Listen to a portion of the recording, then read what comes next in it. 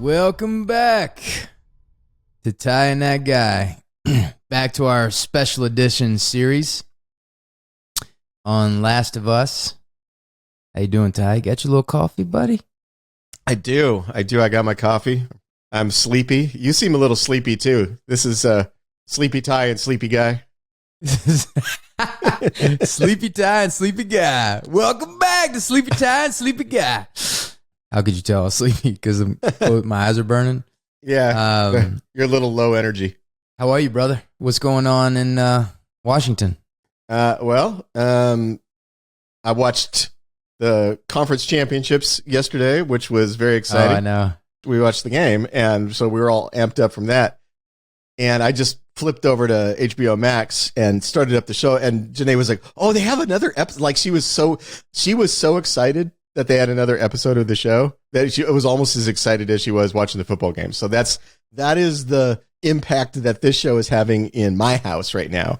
That everybody gets very excited when a new episode comes out. What a great little afternoon you guys had, huh? Oh yeah, little evening. Yeah, it was nice. Good, great playoff football, exciting games, fun games, and then you get to watch Last of Us. It was good. It was a good Sunday. Yeah, it was a good Sunday, and HBO makes the trends. I mean, I'm an HBO fan, and the balls on HBO and Craig Mazin, the creators of this, this is a zombie show. This is a genre show. To be able to take your time and just go into a love story the way that they did, and they just took their time, and the rhythm was like the pacing was a little bit different than the other show, and it was so beautiful, and it was so like taking out of the zombie universe, and to be able to do that to enrich the storytelling in the world. If you were on network TV, you would never fucking get away with this. Now, I didn't see past season 3 of The Walking Dead. We would not have gotten away with this on Amazon. Right. If we had tried to do an episode like this when we were on Amazon, they would have drowned us in notes. Yeah. Yeah, and you know I mean, we're going to get to it, but I'm just talking about overall. I'm becoming a more and more a fan of this show and the showrunners and HBO because of it, because you are elevating this genre show and taking your time and enriching the universe and making it about life and death and all these like really strong internal themes. And now I care so deeply about everybody involved that the rest of the show, the roller coaster, I am here for it, man. I am here for it. And, you know, and it when you care like this about the characters, and when somebody's really telling the truth and making like a work of art like this, it's a different experience than watching a show. It's like really driving a car or playing a video game of driving a car. Right. You know, when you watch a network show, not criticizing networks. I like you too. But because the networks pay better. But if you criticize a show, like HBO sets the trends. There's a reason why The Sopranos came out on HBO, that all these fantastic trend-breaking shows come on HBO because they have the balls and the courage to do something like this. Yeah, and I think, I haven't looked because I pretty much stay off of social media and kind of don't care what other people think. But I would be willing to bet this is a controversial episode because people are so trained to only want one thing from their TV show, right? And this is not a Joel and Ellie episode. This is not about them trekking through the wilderness and fighting zombies. And there's going to be an element of the audience who's like, "Hey, where's Joel and Ellie? Why are we watching these two guys?" I bet that you're getting some of that. And what I have to say to that element of the audience is, you're fucking morons. This was a beautiful, beautiful hour of television that told a really compelling story set in the same universe that the Joel and Ellie story is happening in, and that has a direct impact on where their story is going to go after this. But it, like you said, it took its time, it took a breath, and it said, Joel and Ellie and Tess are not the only people who survived the zombie apocalypse. Other people survived it too. And here's one of their stories. When it first started out, I wasn't sure what it was doing. I mean, Bill was was a very kind of tropey, stereotypical, it seemed, character, like the prepper who's super excited about the apocalypse because he's got all the guns in his basement. And by about 20 minutes in, I cared so deeply about Bill and Franck and their story and what was going to happen to them. There was a moment we're watching it, and I knew that the episode was working. I knew it was working when we're watching it, and it's the first night that Bill and Frank have together, where they've just eaten dinner, and Frank goes in and tries to play the piano, and Bill says, let me do it, and he plays and he sings the song, and you see that connection between the two of them after the song, and Frank kisses Bill and says, let's go upstairs. And Janae turned to me and she said, Frank better not hurt Bill. She better not hurt him. He better not be faking. This better not be a setup. She was so invested that like the idea that Frank was going to turn on Bill and that this was all a setup of some kind, she was already freaking out about that. That tells me that this is a brilliantly crafted hour of television when somebody's already sucked in. And how many shows would have went that route? Yeah. So one of the greatest documentaries by one of the greatest documentary filmmakers, Ken Burns, the Vietnam series, he understands this as a storyteller. So you're making a documentary about the politics of Vietnam, about the inner workings, about the, what was motivating what and who was lying and Watergate and all those things. But what he does is he chooses separate families and follows their personal stories through the Vietnam War. And you get to know the families, you get to know the kids that were going over there to serve, and you know the impact of the war on the person that was served, whether they made it back or didn't make it back, but also the impact on the family. So when there's the inner workings of the politics of the Vietnam War, it's emotionally carbonated by these personal stories that is connected to. And so now, as I'm watching Last of Us, I am way more invested in, like, I have a deeper, richer, more 3D understanding of what the apocalypse is like and the impact it has on all these different people. Yeah. And does any of that exist in the game? No, that's all just for the show. I mean, because keep in mind, I think we talked about this last week.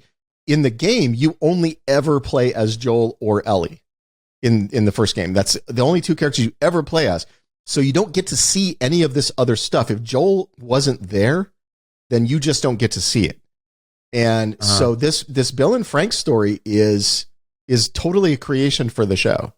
It's it's interesting when you first see the image of Bill, you see him in the shadow and you see his beard and he has like all these screens and everything like that. I was like, I wonder if this is what Ty's house is like. Like, it made me think of you, like all your guns on the wall. And like, I see, like, he had like screens. It's like, I could picture Ty like gaming and then like the Amazon, and he just slowly reach over his shotgun and just make sure, and he leaves the package and he's like, and the guy walks by and he's like, okay. And then he goes back to playing his games.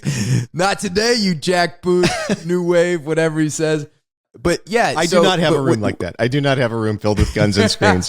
just so people know, I am not a prepper. I'm not like with 40 guns on the wall. I'm not that guy. I do own a shotgun. But you don't, you don't love people. No. You like your space. Yeah, but that's why I bought a house up on top of a mountain. Yeah, that's why we make jokes about Planet Ty. But what's interesting about this is you have your ideas about preppers or survivalists, but he was right in this. He was right. And there's that great argument where he's like, oh, you're probably a conspiracy theorist that thinks all the government is Nazis. Like, he goes, they are Nazis. Well, that stuff was so well done because what they're doing, what the writer is doing is he's signaling you trope alert. He's saying, here comes a trope. And so your brain goes onto that track, and then he finds a way to turn it into something else. And so you're constantly readjusting your perspective on what's happening. And that creates a tension between the show and the viewer that keeps your interest locked in. You're never falling into a routine. And so he's like, oh, here's the crazy prepper guy who thinks the government is out to get him. Well, obviously in this circumstance, the government was out to get him. And then when Frank shows up and he's down in the pit, and by the way, Joseph, make sure to put the spoiler alert at the beginning of the episode because we're going to be talking spoilers. When he goes and Frank is down in the pit, I had no idea what was going to happen. I was like, does Bill just shoot this guy? Like, it could have gone any way. And the trope is that Bill just murders anybody who comes on his property. And the scene that follows, where he brings Frank into the house, he lets him take a shower, gives him clean clothes. Well, hold on. Oh, go ahead. Before we get to there, before we get to that point, because I want to credit the filmmaking do it. and the subtlety of storytelling. He sees him in the pit, so he walks away, and you're like, oh, fuck, he's going to kill him. He comes and puts the ladder. When Frank climbs up the ladder and he starts looking at them and they start in the conversation, you can see in Frank's performance that he recognizes who Bill is, in the sense that you can recognize attraction, right? Yeah. And there was a bit of a pause when Bill saw his, he's a handsome guy, and Bill kind of paused and saw that, and they read each other, right? So he had an understanding, or a glimpse into who he is. And so when you see that, you're like, okay, so now is he going to manipulate him? Is he going to use him? Then they go to the house. Go ahead. Well, and to follow up with your point, I said to Janae while we were watching it, I'm like, no matter how prepared you are and how set up you are, and Bill's got a great situation all set up for himself, do not discount the factor of loneliness. When Frank climbs up out and they have there's that moment that you're talking about, which I agree is a very well crafted moment, great filmmaking. What I also saw was a man who didn't realize how lonely he was until he saw another person. Yes. And suddenly the weight of all that loneliness has come crashing down on him, because here is a person, and he didn't even realize he needed a person until the person was standing there. It's beautifully done. Yeah. And obviously you have that moment where he's bringing in the clothes, and he has that kind of awkward moment because there's a guy in the shower, and and he's like, I brought you clothes. He leaves. Then they have dinner. The most beautiful moment in this whole thing is when he goes and plays the piano, and he does it badly, and he says, well, here, let me, just do it for me, and then I'll leave. Yeah. So he sits down and he starts playing, and what Frank sees is that loneliness that you were talking about, but that loneliness didn't start at the apocalypse. No. This is a guy who has never been seen, and he has never been loved or expressed his love. Yep. And so he sees, and Frank his heart breaks for him, and he starts crying. And I think it's like you can see a transition of like, okay, here's a guy who has this attraction. Maybe he's repressed in some way, but maybe I can get some meals out of this. Maybe I can get that. To then seeing him and falling in love with him, and his heart breaking by seeing the loneliness through this terrific, like well-placed Linda Ronstadt. I don't know if you like, I love me some Linda Ronstadt, man. And like that song is like fucking haunting, and you just it's so full of pain, and he can feel the pain that this guy has endured. And he also sees that he's a decent man. He's a decent human being. Well, yeah. I mean, he brought him in, let him take a shower, gave him some clothes, and fed him a delicious dinner. So clearly he's not a psychopath. Like, Well, look, I mean, plenty of psychopaths have started out that way. If he's Hannibal Lecter, maybe. Yeah. But yeah, I mean, he certainly has the capacity for human compassion. You definitely see that. But I think you're right. In that moment, Frank sees there is a desperately lonely and hidden underneath all the layers of prepper and crustiness and beard and carrying guns everywhere, hidden under all those layers is kind of an artistic soul, because you look at the house and there's art on the walls, and there's a piano, and the way he cooks. And when Frank says, oh, you're the kind of prepper who knows that you serve a Beaujolais with your rabbit. He's like, this guy, there's layers underneath what you see on the surface that this guy has been hiding from the world probably his entire life. And another thing I was going to say is, Janae was like, why would Frank stay? And I'm like, Frank says, like, we started out with 10 people. We were trying to get to Boston. I'm the only one left. Think of how much it would mean to you to have a moment of safety after that. Just like I can relax for a minute. I'm not, like 9 of my friends just died. I've been running for my life. I haven't eaten in 2 days, and I'm in this compound now, and I'm safe, and I'm warm, and I've just eaten. And there's this beautiful person who's just shared some piece of their soul. I'd be like, who wouldn't fall in love in that situation? I'd be like, yeah, I'm staying here, and I'm just going to be Bill's lover now, because after all the shit he went through. Yeah, but that's what I'm saying. It went from him thinking those thoughts, can I just play the piano? Like, he's trying to prolong his stay there, but having those thoughts of like, I'm going to do whatever I got to do to eat this food, whatever, to then really being like, oh God, like this is something real here. Yeah. And there's something real I'm feeling, because he's weeping as he's playing the song. He's crying. Well, and think about how long it's been since you listened to somebody play the piano in a living room. Think of all the things that you and I take for granted because we're surrounded by the comforts of civilization. At that point, they're 10 years into the apocalypse. When's the last time he's seen anything like that? It's like when Ellie was talking about the plane. And she's like, you were in the fucking sky, man. Yeah, and Joel's complaining. Like, he's like, I was crammed into a little seat and I paid $12 for a sandwich. And she's like, but you were in the sky. Yeah, you were in the sky. Yeah, exactly. So one of the things that I think we've talked about on this podcast, but for me, like with storytelling, whenever there's a story like this, right, where it's people are betraying each other, there's people it's tragedy, it's heartbreak, it's surviving, humans are doing the worst behavior and the worst things, you always have to contrast that with beauty. You have to see beauty. You have to see the other side of humanity. And so one of my biggest pet peeves, if I see things and it's like everybody makes the worst possible choice ever and there's no beauty to contrast it, there's nobody doing the right thing to contrast that. Honestly, that's what chased me away from Walking Dead. I mean, I watched the first couple of seasons of it and I just got so tired of the grind of it was just misery porn after a while. And I was just like, you know what? I don't need to see everyone be awful to everyone else in every situation all the time. I get it. Right. Yeah, exactly. And you think about Janae, your wife was conditioned through the beginning of this series to be like, somebody's betraying somebody, something is up, something is going there. But to have to sit back and just tell a patient love story, a thing of beauty within this apocalyptic world that you're going to get back to all the other shit. You know, it's almost like there was a certain time where movies only showed the Disney version, the one side of it, right? Yep. And especially in TV, everybody made the right decision. Everybody did the right thing. And so you got so sick of that. And then when you saw somebody make a down decision or betray somebody or really hurt somebody, it was like, oh, this is interesting. The shaman is so artistic. And then everybody fell in love with dark and gritty.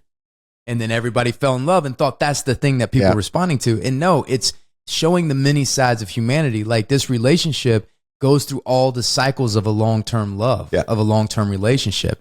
Because you go from that, like that beginning chemical romance that you have, you know, when you meet somebody new, you have that thing.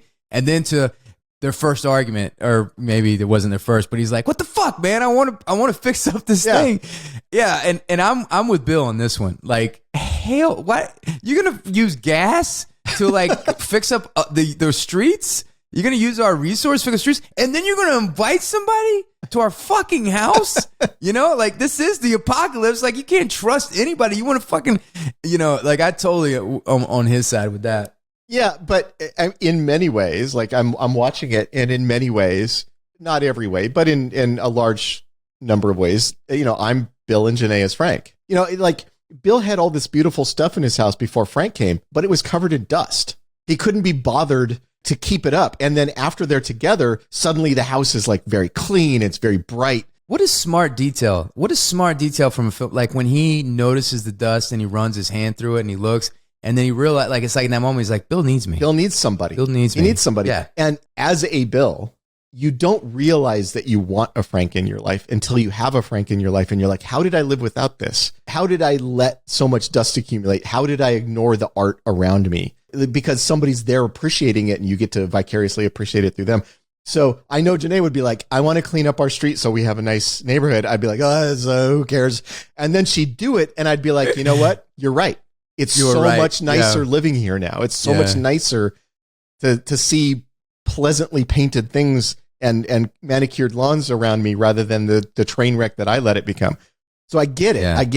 I get what they were saying. But it's not the apocalypse. Like you wouldn't let her do that if it was in the apocalypse and like use resources that you had to cut the neighbor's lawn. Well, they didn't give you the sense that Bill was short on gas.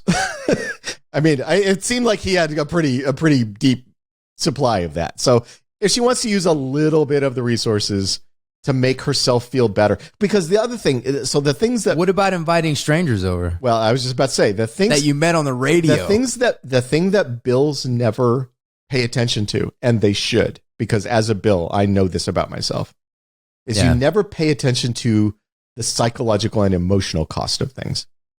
Mm-hmm. We tend to be very practical. Like you're saying, like, well, if you use gas for that, we could have used that gas for something else. That's very practical.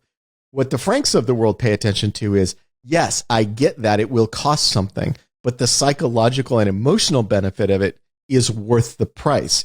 But we never put any value on the emotional side of it.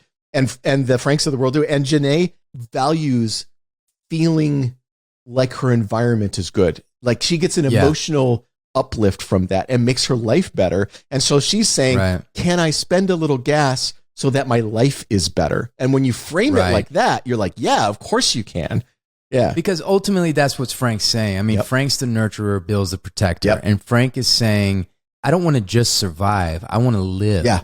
I want to have a life. And I want to have a life. Yeah. I want to have friends. I want to have people over, because if you don't have joy in life, then why survive? And then, you know, it's so well done when Joel and Tess show up, where Joel's the protector and Tess is the nurturer. And they kind of, and you know, how Tess has built this thing around who she was, you know, like there's a warmness in her, and she built this toughness around this warmness. Yeah. And you see it to be able to survive in this world. But with Frank and Bill in this beautiful setting and drinking wine and eating, you see like who Tess was hanging out with Frank before the apocalypse happened. And Tess is tough. She's a badass in her own right. But you're right. You know, we talked about how for everybody in the world, the worst thing that could happen has happened to them. And people react to that differently. Joel has calcified his heart. He has charred his heart. He's never going to let anything hurt him again. And so he's made himself immune to emotional injury that way. Tess didn't. Tess, she got as hard as she needed to be to live, but she kept some softness in her heart. She still loves. She didn't let it die. She didn't let it die. Joel let his die. Tess didn't. Well, and I think, but see, and there's a great, just to make a quick little insert where you are here. There's a great moment in the beginning of the episode when he's out by the river by himself and he stacks these rocks, and those rocks is like a tribute, like a monument to Tess. Yeah, it did feel like he was setting up a grave marker. It did feel like that. Yeah. What I got from that is him acknowledging that he loved her and acknowledging that he had, you know, and also that he has failed in some way. And the reason that I'm saying that is if we cut to when she's reading that letter, because he comes in and she's reading the letter and he goes, oh, are they dead? Are Bill and Frank dead? He doesn't really have an impact. And so then she reads the letter, and when he takes it and sees Tess, he goes, I'm leaving this so you can protect Tess. Yeah. And then he has to walk outside, and he needs to process the letter. He needs a moment. Yeah. It's because I believe that he feels that he failed with his daughter and he failed with Tess to be able to protect them. Well, and I think Joel's default state is he expects everything he cares about to die now. Yeah. And so it's safer for him to not care about things. Right. Because if he does, they'll die. And his daughter has died. Now Tess has died. And all these, it's proving him right. It's proving him right. It's like, it's proving him right. It's like, you know, everybody that I care about, everybody that I love is like, dies. Another thing that I think this episode does, which actually makes me feel very good about the prospects of this show, is there is a version of this show. It is a lesser version that just does what the video game did. And it just follows Joel and it just follows Ellie. And it's just them trekking through the wilderness, getting in scrapes with zombies, getting in scrapes with raiding humans. And that's it. It's just a road show with the two of them fighting zombies and bad humans until they get to their goal. There's that version of the show is possible. And it would just be basically recreating what the game did. What I like about what this episode showed me, and what I was thinking when I heard this was coming out, I was very excited because it's a great game, but I was also thinking, how many episodes of that can they do before it starts to get old, right? I mean, obviously Walking Dead did it for 47 seasons, but I didn't see how they could make a show of just the two of them trekking through the wilderness, getting in fights. What this episode did is it showed me that they have a bigger plan than that. Yes, it is going to be the story of Joel and Ellie, and it is going to be them going across the country to this goal. But along the way, the show is not going to be scared to take a moment and show us some other piece of this world that fills in the world, that fills in the background of what's happening behind what Joel and Ellie are doing, that gives us some little extra piece. And that, I think, makes me think that the show has legs. Like now I believe the show has legs because we can keep telling those kinds of stories and the show isn't going to burn out for me the way Walking Dead did. And one thing to acknowledge is how hard that is to pull off. Yeah. With anybody that's sat down trying to write a script, anybody that's gotten notes, anybody that's gotten notes from actors, where you're going to, sit there and take your time with characters that aren't your central narrative going through, and even if people have taken the time to do that, to be so masterful at telling this love story where it's like a movie within itself, it has a beginning, middle, and end. It has an arc, and they have these, and it pulls you in. And it seamlessly then puts you back with the A story. And now you're back at the A story where you care deeply about the people. It made you more empathetic to the world. It made you more empathetic to the heroes that we're following through this journey and the relationships and people that everything is going. So now when you're walking by and seeing these dead bodies just laying in the street or just everything, you're not desensitized to it. You're thinking, every one of these bodies has a story. Yeah. Every one of these bodies has and not everybody can pull that off. Well, and it also tells you that not everyone else in the world is an obstacle for Joel and Ellie to kill or overcome. Because in a video game, you quickly get sort of desensitized to like anybody you run into, you assume they're an enemy and you have to shoot them, right? It's the way video games work. That's kind of video game. But the thing that they're doing with the show is saying, if Joel and Ellie run into somebody, maybe they're not going to shoot first and ask questions later. Maybe that's another Bill or Frank that they're running into, and you don't want to just kill that person. It complicates the world in the best kind of way. It's no longer black and white. It is no longer Joel and Ellie versus everybody, and they got to murder their way across the country, which I think is a great change. The story of Bill and Joel could have went so many ways. It could have. Bill and Frank. Either Frank is trying to manipulate him, he's using him, or Bill's like a psychotic and he likes him. I think like if you're telling a story in a zombie world, post-apocalyptic world, and a lot of the gamers and people are tuning in, you got to have a lot of courage and respect for your audience to be able to take and have it go the one way where it's like, no, this is a beautiful love story. Yeah. Where these two people and they die in each other's arms, and then we get back to the apocalypse, we get to that world or whatever. But I'm really impressed with that level of storytelling, and that's not easy to pull off on many levels. And it's a beautiful love story, and let's not hide from the fact it is a beautiful love story between two men, which is it sadly also kind of a ballsy thing to do in the current climate, but. On top of that, it's two beardy gun-packing dudes fighting off. Bill was a gun-packing. No, but Frank when the Raiders showed up on their property, Frank ran to the drawer, got his gun out, and was going outside to cover Bill's back. He was not, he was not cowardly. Yeah, Bill's back. I love the strawberry scene when they're sitting there and he's like, I traded a gun for the strawberry seeds. And he's like, gun? What gun? Because it was a little one. I'm just saying, like, not only to do a gay love story, but to do a gay love story between two scruffy looking dudes with beards that are packing guns and fighting off zombies. I don't think I've ever seen anything like that before. It was pretty magical. Well, I guess if it's not in the game, because I was going to ask you, it wasn't clear to me. You go through all this, all the phases of a long-term love relationship, and then Bill gets shot. Yeah. And then you think he's going, and how about like he gets shot and he's going, and he only cares about Frank. Yeah. Here's the keys to this, and call Joel, have him come help you. Call Joel. Yeah. But you bring up a nice moment, which is that again, this is the show signaling that one kind of thing is going to happen, and then just doing a little bit of a left turn. So Bill gets shot, and you have that moment of like, oh no, is Bill going to die and Frank's going to be out here by himself? And then cut to. They're much older, and it's Frank who's in the wheelchair. And they don't say what it is, but I think he's got ALS. It seemed like ALS. I've known people with ALS, and it seemed like ALS is what he had, which is a degenerative disease and fatal, and there's no cure for it, and would take away his mobility in the way that Frank's mobility has been taken away.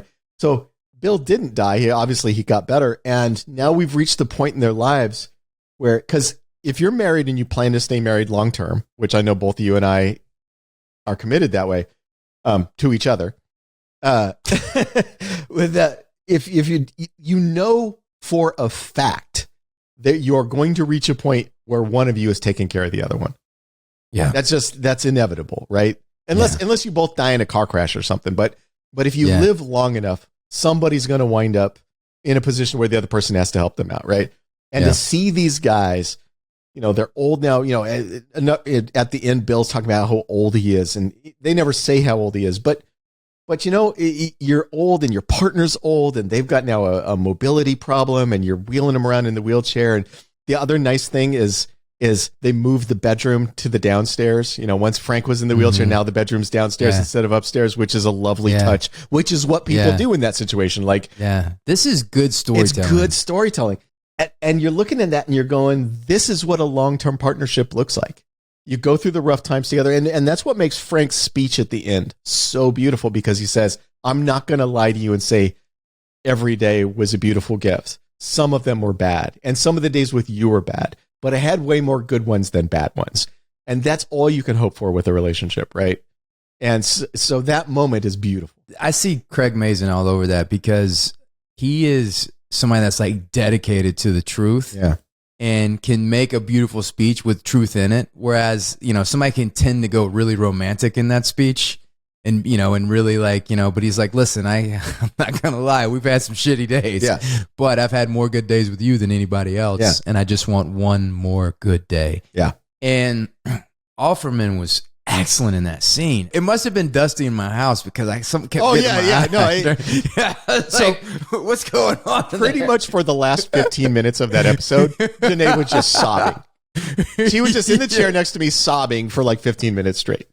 Mm-hmm. Right. But you're right. It was just dusty everywhere. But it was just dusty everywhere. But Nick Offerman has been around for a while. I remember the first time really noticing Nick Offerman was in Deadwood, way back when Deadwood was still on HBO, and he was playing like a miner who winds up interacting with Swearingen over something. I forget what, but anyway, he was in that, and so he's been around, like he's done these small parts. But when everybody fell in love with Nick Offerman was on Parks and Recreation, where he basically plays Bill, but as like a guy in an office, because the Ron Swanson character.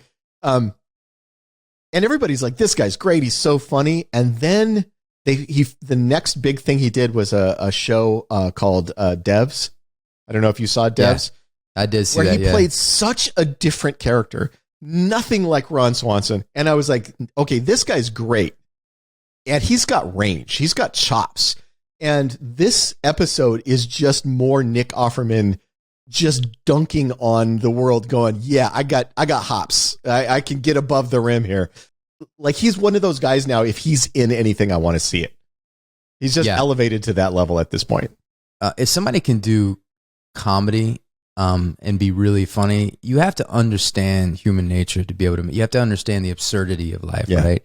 And so when somebody that's funny like that, a lot of times they can be terrific dramatic actors, because there is no pure drama. It's all, you have to have humor infused in everything you do. And he was great. I remember hearing an interview about like how long he struggled as an actor, and all the things that he went through. And for him to have talent like that, and to know that he had talent like that, and just really struggle for many years, and then really Parks and Recs was his break, but he thought that was going to be it, and then he has a moment like this. It's just, I love to see that. As you pointed out, he's got the chops and he crushes this part. And when a bearded, burly gay dude can have you sobbing in the last act of a single, because this is like a one-act play. It's one episode of a long-running show, hopefully long-running. One episode, the entire story begins and ends in that episode. That's all you get. And if you can be in the last quarter of that episode and you got people sobbing in their chairs, that is a powerful performance. That's what I'm saying. It's so hard to pull off. Like, even that could have went wrong so many ways. Like, we're gonna deviate from the main story and tell this love story. I mean, look, I try not to read anything, so it could be like not to confuse my thoughts before we go.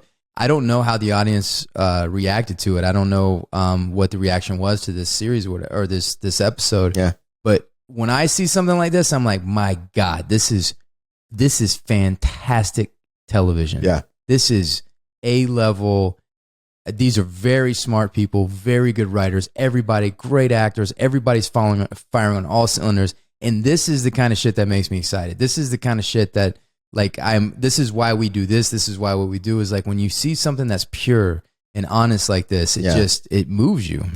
Now, if they had come to you to play like Franck, is this the kind of part that would have excited you? Yeah. I mean, it's fucking, are you kidding? It's like, yeah, the whole story that's like an actor's dream. Yeah. You know, like you say it's one act, but it's really 3 acts. You know, you go through the cycles of a long-term love within one episode. Yeah. And to be able to tell the history, you know, because you jump 10 years at one point. And so when they walk on screen, their physicality and the way they communicate and the way they operate with each other tells the story. That's what's so great about this. They don't talk. There's not a lot of exposition. They don't explain shit. Yeah. Like when he's playing that song and Franck sees him and he says, "Is this about a girl?" He knows it's not about a girl, but he doesn't know how honest with himself that Bill is at this point. Yeah. And so he's just saying, have you admitted this to yourself yet? Yeah. And then when he says, no, it's not about a girl, and the way that he moves, you realize, oh, this is this guy's first time with everything. Yeah. And then the gentleness, you know, and so like it's such a sophisticated, smart storytelling. Yeah, you'd be an idiot. Well, and that was the moment where Janae was like, Franck better not be setting him up. Franck better not hurt Bill's feelings. Better not. Like she was so ready for that to go wrong, and she already had her fists ready. We're all conditioned for like who's going to betray who, because you get that, you know, you make a show off of those cheap thrills. Yeah. To be able to tell a solid beginning, middle, and end love story and move you in that way, that's complicated. Yeah. But to be able to have Franck like betray him and like hit him over the head and try to steal, like that's, you know, and hurt his, like, again, and sometimes that is the right choice. But in every now and then you want to see a little beauty in humanity, especially in a post-apocalyptic world like this where it's so absent of that. Yeah. And then you got, you know, you have Joel and you have, you know, that's so heartbroken over the loss of his daughter and now the loss of Tess. Contrast that with beauty. Contrast that with a love story that worked, right? And then it makes you feel that much more. Yeah, in the show. And they set you up to think one thing is going to happen, and they do something else because you get to the end of the episode, and you know it ties into Joel and Ellie's story because they knew, you know, Joel knew Bill and Franck, knew that they had supplies. They go there hoping to get some supplies and a truck, so that, you know, that connects those two stories together. But you get to the end and the camera is pulling back into the room. A lesser show shows you Bill and Franck dead in the bed together. What this show does is pulls back and shows the curtains blowing and the picture on the wall and sort of the tranquil beauty of the space and leaves them out of the frame. So you get that sense of this is the room that these guys shared together. It was a place of comfort for them. It still is that. And they're still in there. Yeah, it was beautifully, beautifully done. Without the gory moment of like, oh, here's a couple of cadavers rotting in a bed, right? Yeah. One thing that the one last thing I want to talk about before we wrap this up. Were you pissed off that they made fun of the Chevy S10? When did they make fun of the Chevy S10? When she says, "Oh, this thing is great," and he goes, "I'm pretty sure it's a crappy S10, but it'll work." Oh. But when they go into that shop or whatever it was, when Joel is looking for supplies that he stashed for himself, and then Ellie goes down in that cellar and she sees that zombie that's under the thing. First, I want to make a comment. I obviously we've done shows on zombie movies. We love zombie. I love zombie movies. Yeah. I love the George Romero's. All the 9/11 Deaths, Dawn's Deaths ever. Zombies have never like grossed me out. There's something about these zombies that disgust me. It's so gross because they got fucking spores growing out of their heads, man. That's freaky. Yeah, but fucking watch Walking Dead. Like they're eating people's bellies and they're rotten. Their body's rotten. But there's something about like when she cuts his skin and you can see the texture. Yeah. It's like the texture of the fungus. Yeah. The texture of the cordyceps is fucking disgusting to me. Yep. It grosses me out. And she stabs that dude in the head. Was that to put the guy out of his misery, or like what's going on with her in that? Like it was like a different turn in her. Yeah, I don't think it is all that different because she's or a turn that we haven't seen. I think she's always wanting a gun. She's very aggressive. She carries that knife with her everywhere. She always wants a gun. I think that the show is going to reveal that Ellie is not a soft, fainting heroine that needs to be protected all the time. I think as we go on, Ellie's going to be a force in her own right, and she is in the game. But I think it's clear from when we first meet her. Well, but sometimes people front that and have nothing to back it up. Oh, I see what you're saying. But the thing that Bella Ramsey, the actress, has that there is a strength in her, and I think it was very attractive when we saw it in Game of Thrones. Yeah, like, there's a reason why she was everybody's favorite new character when she showed up. Yeah, like she just comes out and there's a strength and a confidence and a courage that's like within her, like in her spirit. Yeah. And you see that and that's here that she just exudes that. And so when I first see her, I believe like from the very moment I see her is like she can take care of herself. Yeah. She's tough. Like there's an inner strength. So part of what makes Ellie an interesting character in the game, and again, spoilers for the game and the show, that she's a bit of a sociopath. She's an orphan. She's been raised in a military school by Fedra, which is this sort of semi-Nazi federal agency that has taken over America and keeps people locked in these camps and hangs people for trying to go outside. She was raised around all of that, and she is not a girl who is afraid of violence. And so I don't know if they're signaling that she was she doesn't give a fuck about killing, if that's what they're signaling the audience there, that she can kill and not care, or if they're signaling that feels bad for this guy and wants to help him out. But the fact that she doesn't tell Joel she did it when she comes up out and she doesn't say anything, that's an interesting choice, that she doesn't say anything about it. But there is a sequence in the game where you play as Ellie, and she's just a little murder machine, man. Nothing in this show there's no wasted beat. Everything has a purpose. Everything has a meaning. Even their song choices. Like that Linda Ronstadt song was. Are you a Linda Ronstadt fan? So there's two different Linda Ronstadts, or three. There's three different Linda Ronstadts. There's the sort of in the late 70s and early 80s, my mom was listening to Linda Ronstadt, but that was very poppy. It was sort of pop music kind of Linda Ronstadt. And then there's the sort of jazz classics version of Linda Ronstadt, which is the version of that's the song that they played. And then there's the super country music version of Linda Ronstadt. I don't like country music. Even when Linda Ronstadt is singing it, I don't like country music. But there's a lot of different versions of Linda Ronstadt, and many of those I have great appreciation Linda for. Ronstadt. So yes, she is a pure talent. Yeah. I mean, it's incredible. Oh, she's incredibly talented. Yeah. I'm not saying anything about her talent. Well, should we wrap it up? Sure. So this was an extra long episode, and we spent an extra long time talking about it. But I will say that you can tell how Wes and I, as people who are really into the pure art of storytelling, how affected we were by this episode, by how long we spent talking about it. Because I wanted, and we've wanted to do, we've thought about doing deep dives or whatever, but this show is worthy of to talk about it, every week. Thank you guys for hanging out. Please like and subscribe. I'm pretty sure Joseph doesn't have a top 5. God damn it. Fuck you guys.